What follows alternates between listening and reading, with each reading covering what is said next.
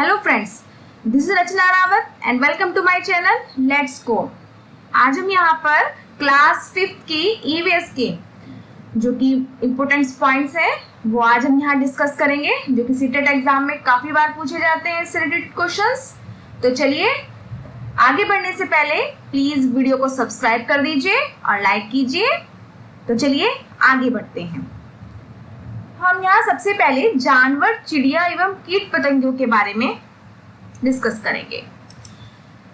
Sloth के बारे में भी सीटेट में काफी बार पूछा गया है। स्लॉथ देखिए, ये आपके सामने पिक्स हो रही है स्लॉथ की, जो कि भालू की तरह दिखने में लग रहा है, लेकिन ये भालू नहीं होता है। स्लॉथ जो है वो 17 घंटे दिन में 17 घंटे पेड़ों से उल्टा लटका रहता है और सप्ताह में एक बार ही शौच के लिए नीचे आता है। समझे, ये काफी बार पूछा जाता है कि कितने घंटे सोता है वो। उल्टा लटक कर ही सोता है वो, तो वो 17 घंटे सोता है ऊपर और एक बार ही सप्ताह में नीचे उतर कर आता है। स्लॉथ जिस पेड़ पर रहते हैं उसी के पत्ते खाकर अपना पेट भरते हैं और इनकी लगभग आयु 40 ईयर्स तक की होती है और अपने 40 ईयर्स में ही ये 8 पेड़ों पर, अपने आसपास के ही 8 पेड़ों पर इधर से उधर बदलते हैं। मतलब 8 पेड़ों के पत्ते लगभग खा जाते हैं। ठीक है, तो ये रहा आपके सामने स्लॉथ और इसके बारे में यह जानकारी। नेक्स्ट आगे बढ़ते हैं हम बाघ के, जिसे टाइगर भी कहते हैं। ये देखिए सामने पिक, सबने लगभग जू में देखा होगा। ठीक है, बाघ अंधेरे में हमसे 6 गुना बेहतर देख सकता है। जो बाघ की मूछें होती हैं वो हवा में हुए कंपन को भाप लेती है, जिससे उसे शिकार की सही स्थिति का पता चल जाता है कि शिकार यहाँ से आ रहा है। ठीक है ना, उसकी मूछें इतनी पावरफुल होती हैं और अंधेरे में रास्ता ढूंढने में बाघ को मदद करती है ये। ठीक है ना। नेक्स्ट, बाघ मौके के अनुसार अपनी आवाज बदलता है। बाघ का गर्जना की आवाज 3 किलोमीटर दूर से भी सुनी जा सकती है। इतनी तेजी से वो गरजता है कि 3 किलोमीटर दूर तक भी हमें सुनाई दे जाएगा कि यहाँ पर कोई बाघ है। और क्या बातें हैं, बाघ हवा की वजह से पत्तों के हिलने और शिकार की वजह से झाड़ियों में हिलने से हुई आवाज में अंतर को पहचान सकता है, जिसकी क्वालिटी होती है। बाघ के दोनों कान बाहर की आवाजों को अच्छे से सुनने के लिए अलग अलग दिशाओं में बहुत ज्यादा घूम सकते हैं। ठीक है, तो इनके कान भी बहुत तेज होती है, आवाज भी बहुत तेज होती है, मूंछ भी पावरफुल होती है। ठीक है, और ये इनकी आंखें भी पावरफुल होती हैं, 6 गुना बेहतर देख सकते हैं अंधेरे में भी। नेक्स्ट हम बढ़ते हैं आगे जानवर, चिड़िया एवं कीट पतंगियों के बारे में। ठीक है, अब इसमें एक एक पॉइंट्स के हैं, समझने वाली बात है, बस याद रखने वाली बात है आपको। छिपकली जो है वो आपने देखा होगा कि सर्दियों में हमें नहीं दिखाई देती। वो अधिकतर वो अपने बिल में या कहीं ऐसी जगह छुप जाती है और गर्मियों में हमें दिखाई देती हैं। तो देखा है कि जानवर किसी खास मौसम में एक लंबी गहरी नींद में चले जाते हैं। ठीक है, नेक्स्ट पॉइंट है चील और बाज के ऊपर है कि चील, बाज और गिद्ध हमसे 4 गुना बेहतर ज्यादा देख सकते हैं। ठीक है, ज्यादातर पंछियों की आंखें उनके सिर के दोनों तरफ होती हैं। आपने पंछी देखे होंगे तो उनके सिर के दोनों तरफ उनकी आंखें होती हैं और ज्यादातर पंछियों की आंखें की पुतली जो है वो घूम नहीं सकती, मतलब एक जगह स्टिल रहती है, चारों तरफ नहीं घूम पाती है। वो वे अपनी गर्दन को ही हिलाकर इधर उधर की चीजों को देख सकते हैं। ठीक है, जैसे इंसान होती है, इंसान की पुतलियां क्या होती है, गोल गोल घूम सकती हैं, अपने आजू बाजू भी देख सकते हैं थोड़ा तिरछा करके, बट ये अपनी गर्दन को हिलाएंगे तभी वो देख पाएंगे, अदरवाइज उनकी घूम नहीं सकती। पंछी जब दोनों आंखें एक ही चीज पर केंद्रित करते हैं तो उन्हें चीज की दूरी का एहसास होता है, पता चलता है कि कितनी दूरी पर वो चीज है। जब पंछी अपनी दोनों आंखें अलग अलग चीजों पर केंद्रित करते हैं तो उनका देखने का दायरा और भी बढ़ जाता है। ठीक है, अलग अलग चीजों को देख रहे हैं तो उनको देखने का जो दायरा है, जो उनकी दूरी है, वो बढ़ जाती है।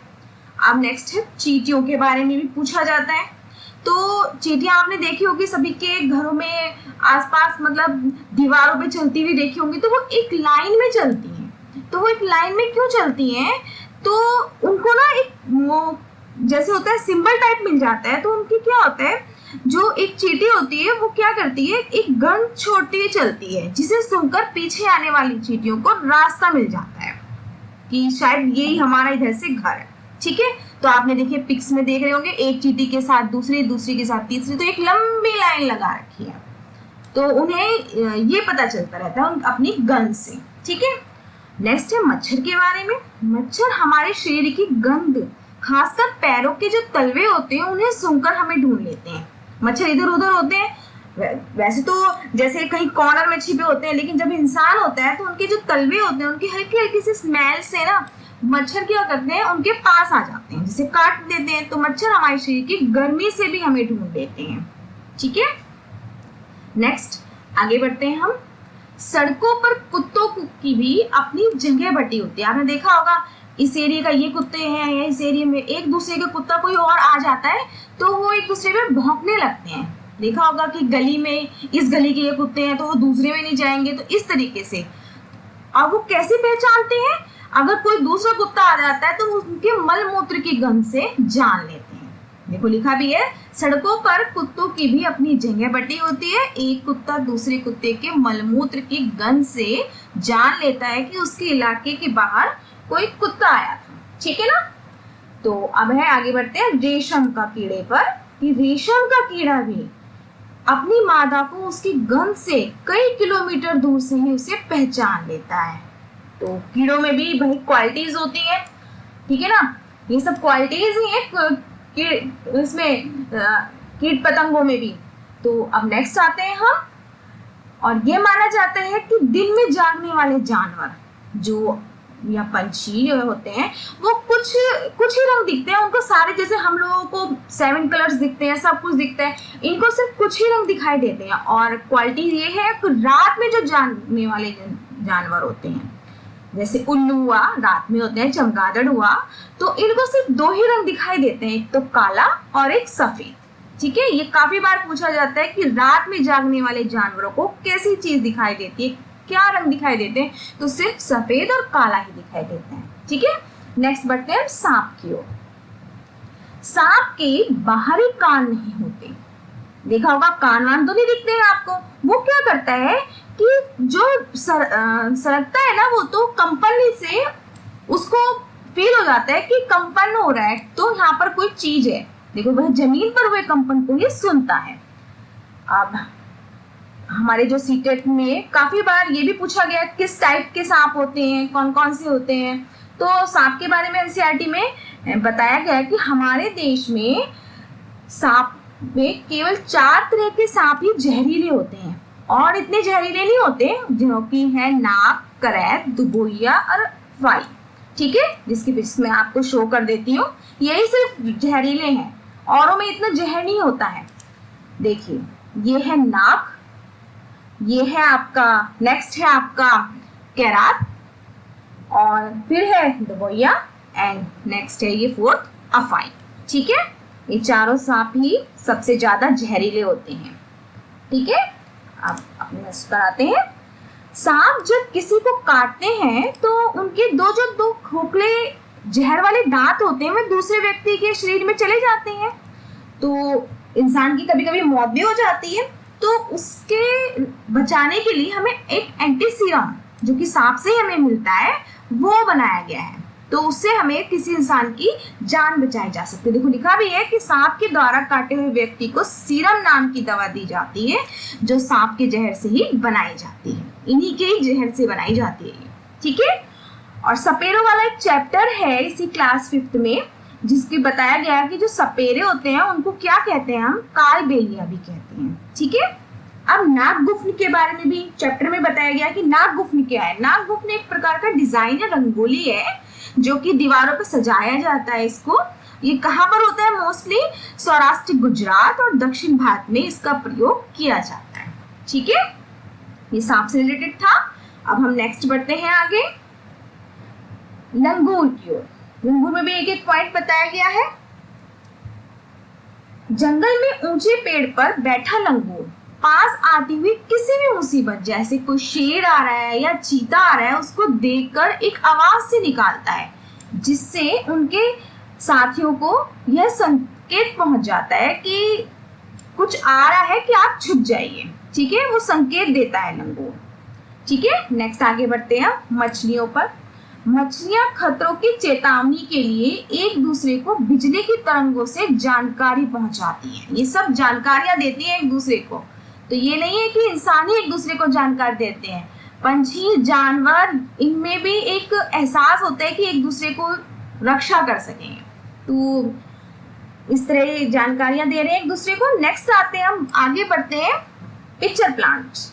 पिक्चर प्लांट्स को नेफंथीज भी कहते हैं, जिसे हम नॉर्मली हिंदी लैंग्वेज में कीटभक्षी पौधा कहते हैं। जो कि कीटभक्षी पौधा मीन्स कीटों का भक्षण करता है जो पौधा, कीटभक्षी पौधा। देखिए सामने दिखाई दे रहा है आपके सामने, ये कलशनुमा शेप में होता है। इसके ऊपर एक ये देखो पत्ती लगी हुई है, जिसे हम लिड भी कह सकते हैं, ढक्कन होता है एक तरीके से इसका। अब ये कीट है, ये कीट इसके पास जाएगा, इसमें एक लसलसा सा पदार्थ होता है इसके किनारे सराउंडिंग हो। अब ये क्या करता है, कोई भी कीट इसके ऊपर बैठता है तो ये जो कीट है अंदर एकदम चला जाता है। जैसे कीट बैठेगा तो ये जो ऊपर ऊपर ढक्कन टाइप लग रहा है इसकी पत्ती, एकदम ये मुंह खुला है तो इसका मुंह बंद हो जाएगा और ये कीट अंदर चला जाएगा और ये इस चिपचिपाहट वाली चीज में अंदर फंस जाता है, फिर ये बाहर नहीं निकलता और इस तरह ये कीट इसको भक्षण कर लेता है। तो ये हुआ कीटभक्षी पौधा, जिसे हम पिचर प्लांट भी कहते हैं या नेफंथीस भी कहते हैं। तो पिचर प्लांट एक विशेष प्रकार की गंध को छोड़कर कीड़ों को आकर्षित करता है। हल्की हल्की मिनी मिनी स्मेल भी आती रहती है, जिससे कि कीट इनकी ओर आकर्षित होते हैं और फिर उनका शिकार कर लेता है। ठीक है, कुछ जानवर आपने देखा होगा, अभी पीछे सुनामी आई थी 2004 में, तो काफी जानवर जो है ना हलचल करने लगे थे।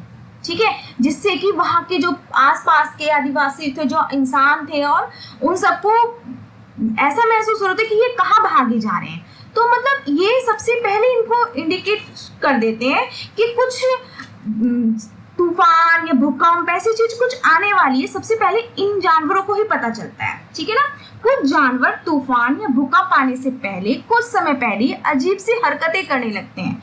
जंगलों में रहने वाले लोग समझ जाते हैं कि कुछ अनहोनी होने वाली है। जो कि आदिवासी टाइप लोग होते हैं वो एकदम परख जाते हैं। देखिए बताया है कि सन 2004 में दिसंबर के माह में सुनामी से कुछ समय पहले जानवरों के अजीब व्यवहार और उनके द्वारा दी गई चेतावनी भरी आवाजों को अंडमान की खास आदिवासी जनजाति समझ गई और उन्होंने वह इलाका खाली कर दिया। इस प्रकार इन लोगों को सुनामी से बच पाए। तो जानवरों ने, समझे, जानवरों ने इंसानों की रक्षा की। ठीक है, और आदिवासी समझ गए तो उन्होंने सुनामी होने से रोक लिया, मतलब बच गए, छोड़ कर निकल गए उस इलाके को। तो इस तरह जानवरों ने बचा लिया। तो इस तरह जानवर भी हमारे एक अच्छे मित्र हैं। ठीक है, तो इस तरह मैंने ये आपके सामने प्रस्तुत किए है क्लास 5 ईवीएस की इम्पोर्टेंट पॉइंट्स, जो कि बहुत बार आ गए हैं सीटेट एग्जाम में। आई थिंक आपको मेरी ये वीडियो पसंद आई होगी। कुछ और पॉइंट के साथ हम अपनी नेक्स्ट पार्ट बी में बढ़ेंगे आगे। तो आई होप आपको मेरी ये वीडियो पसंद आई होगी। तो लाइक कीजिए, शेयर कीजिए और सब्सक्राइब कीजिए। Thank you.